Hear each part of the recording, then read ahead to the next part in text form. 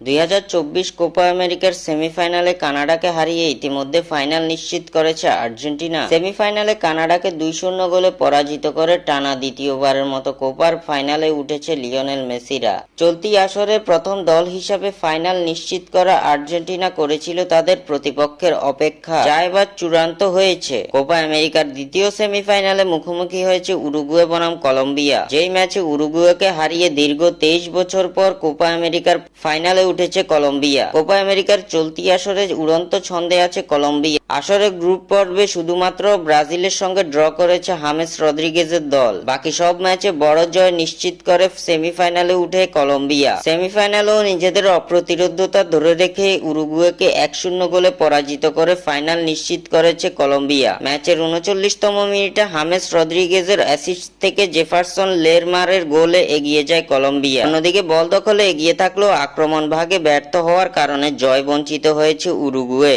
তবে উরুগুয়ের বিপক্ষে 10 জনের দল নিয়ে খেলেছে কলম্বিয়া।